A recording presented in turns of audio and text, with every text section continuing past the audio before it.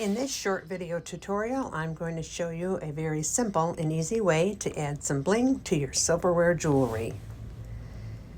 And we're going to be making a ring here, but this method could be used for any pieces of jewelry whatsoever. And what we're going to need is, obviously, we're going to need a ring, and the setting, we're going to need some liquid flux, some rosin core wire solder, a couple of tweezers, a small butane torch, and we're going to need some borax flux. And you're going to mix that up using borax, which you can find at your local hardware store. It is roach killer. And then you're going to mix that approximately half and half with denatured alcohol. Put that in a jar and keep a lid on it because it will evaporate very quickly otherwise. So we're going to shake that up and we're going to dip our pieces in there.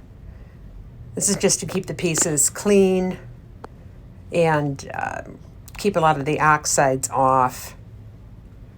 I found if you don't dip in the borax flux with these little stainless steel settings, they just they torch up real easy. So we're doing that as a protective measure. And so now that we have dipped it into the borax flux, we need to burn off the alcohol. So just want to hit it real quick with a torch and allow that alcohol to burn off. And while that's happening, I'm going to clip myself just a tiny piece of the rosin core wire solder.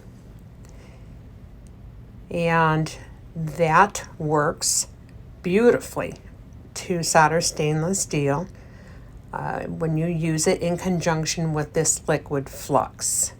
Liquid flux is the magic that allows us to solder stainless steel. So I put a little drop on my setting and a little drop on my ring. Put the solder chip on top of the drop and then heat it up. It will melt very quickly.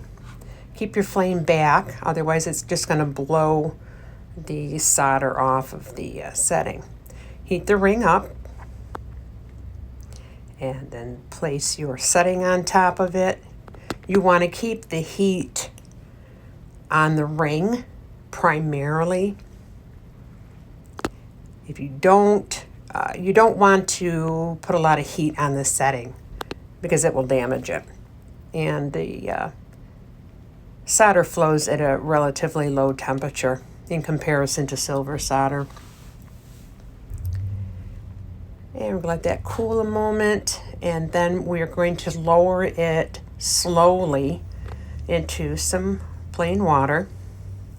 If you lower it in too quickly, the solder will not have set up and it will fall off. So I've taken that, put it in the pickle pot and gotten it cleaned up. Now I'm just brass brushing it, making sure I don't have any debris on there. I did also take it to the sink using a toothbrush and scrubbed away any of the burnt dried flux.